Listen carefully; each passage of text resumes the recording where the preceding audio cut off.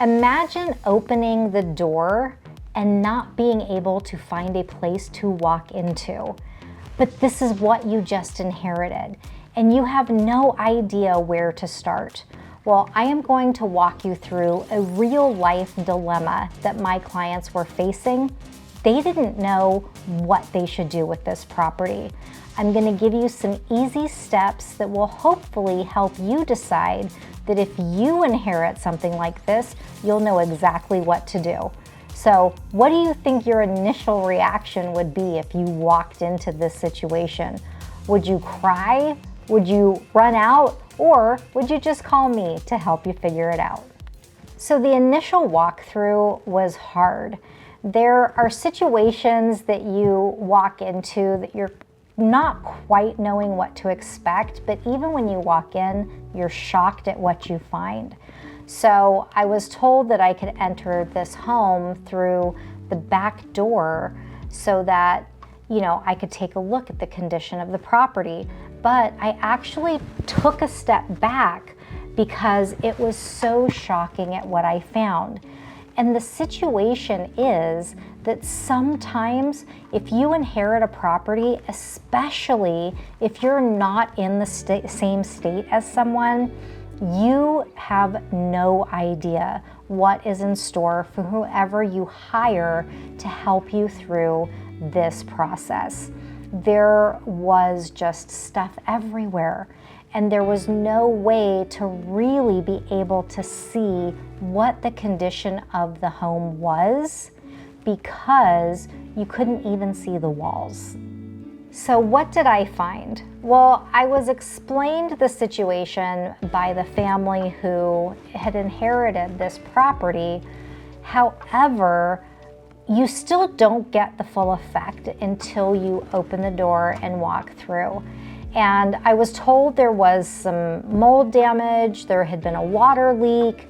However, I was not prepared for what I saw. I actually took a few steps back when I walked in the door because what the description was, I really could not have imagined. And the hard part for the family is that they just lost a loved one. And so to have this happen and not be able to really move on with grieving their family member, it makes it quite difficult. So all of these conversations that we're having have to show each side so that the family can actually process the loss of their loved one while we're still trying to get through the sale of the property. So option number one is to sell this property as is. And there are several avenues that we can use to facilitate that for you. That is, we have office exclusive listings where we share it with everyone in this office and they can share it with all of their investors or people that they know who might want to rehab this property.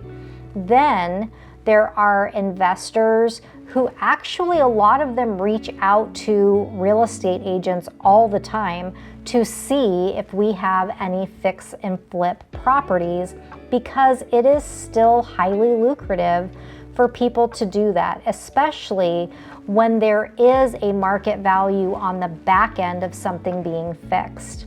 The other thing that you want to make sure that you do, if this is an option that you choose, is that you just make certain that this is an as-is sale.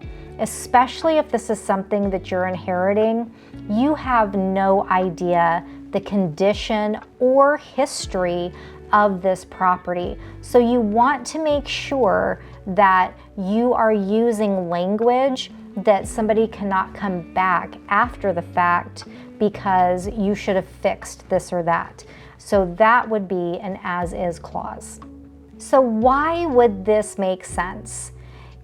It would make sense if the emotional attachment to the loved one that you lost, if you just can't bear to drag this process out, then it would be a good idea to see what you could get for an as-is sale.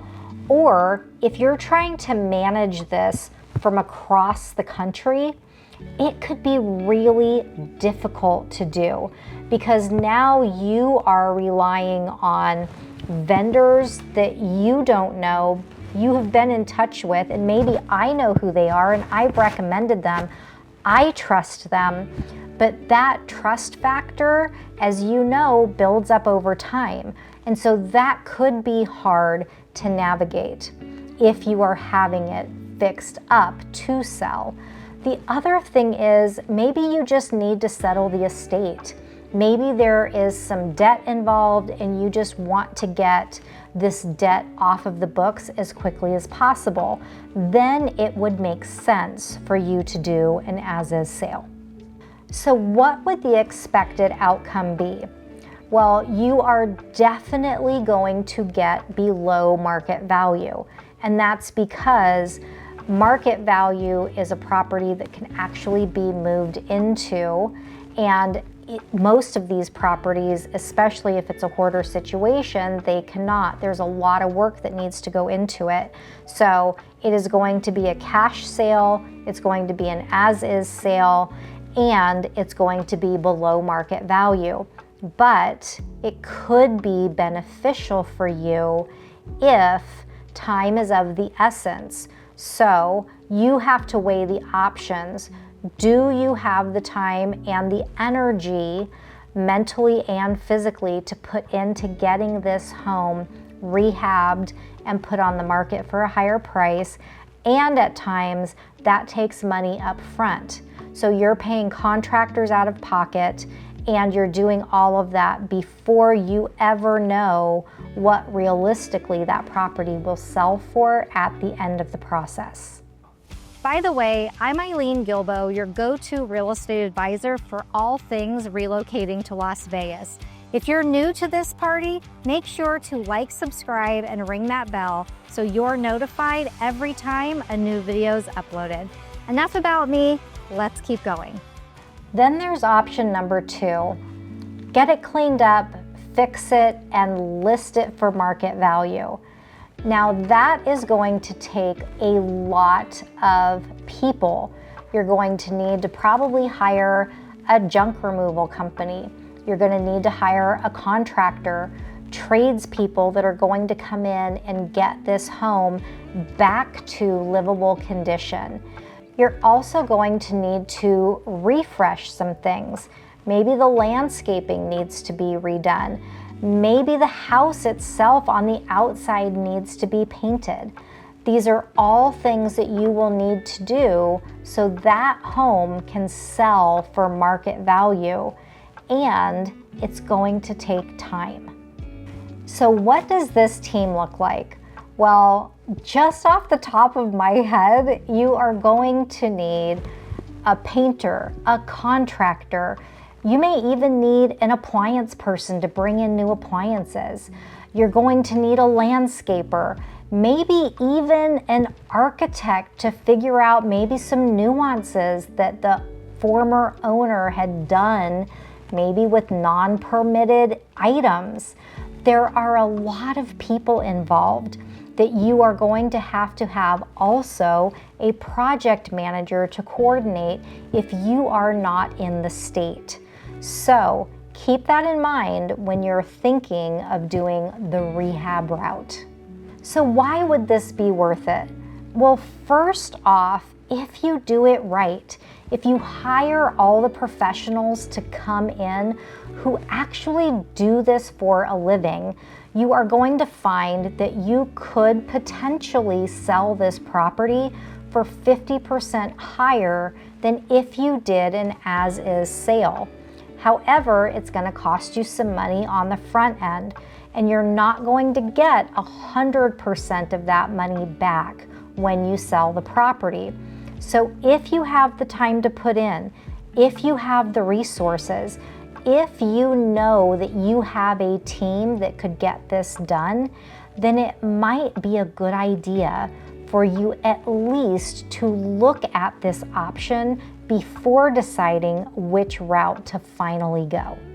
Another benefit is that if this property is in the condition that it needs to be to sell at market value, your buyer pool is much larger, because now you're not looking at only being able to sell it for cash. You're looking at people actually being able to get a loan to purchase this home, which means that you are going to have more options when it comes to who you choose as the buyer.